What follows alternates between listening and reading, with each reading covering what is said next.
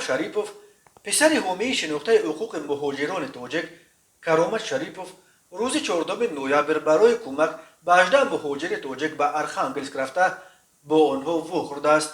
در نوار نوی که این مهاجران به پایگاه خبری بامداد فرستادند، این مهاجران از ناحیه عبدالرحمن جامی که در کنار شعوب شریپوف ایستادند میگویند صابر و دلیر شریپوف از شهرک شهیدان ناحیه اشت که آنها را فریب داده برای کار آوردند و پولشان را ندادند، برخلاف وعدهشان ساعت 12 به ملاقات او رزبار نآمدند.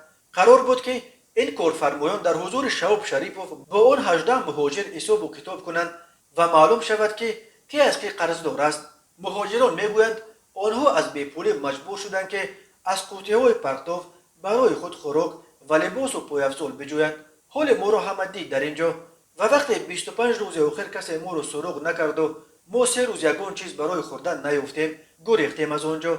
نقل کرد در ویدیو یکی از مهاجران. شعوب شریپوف به آنها گفت این قضیه را حتما سفارت تاجیکستان تحت نظارت خود میگیرد. از این نترسید. گپتان را گویید به نمایندگان سفارت، حقتان را طلب کنید، حق به جانب شماست.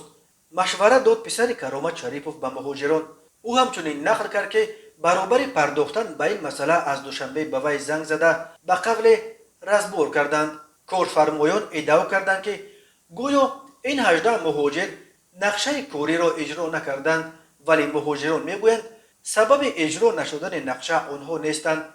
شرکت کارفرما خودش نتوانست ساختمان را سر وقت با مسئله تامین کند. یک گروه مهاجران تاجیک عبارت از 18 نفر یک روز قبل با ارسال یک ویدیو به پایگاه خبری بامداد شکایت کردند که آنها را هنوز روز 3 ایول با وعده 40,000 روبل معاش از تاجیکستان به روسیه به شهر ارخانگلسک آوردند و آنها 4 ماه در یک ساختمان مربوط به شرکت پرگرسترای در کوچه پالین اسیپینکا بنای رقم 6 به پول کار کردند.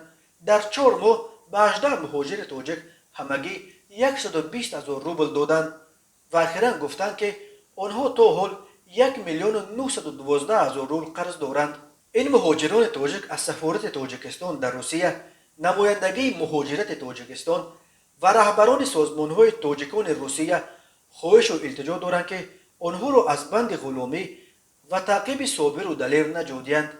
بعد فرار مردکاران تاجیک، صابر و دلیر تلفن‌هایشان را کشتند و به اداره بامداد میسر نشد که با آنها تماس بگیرد و فکرشان را درباره این ماجرا پرسد.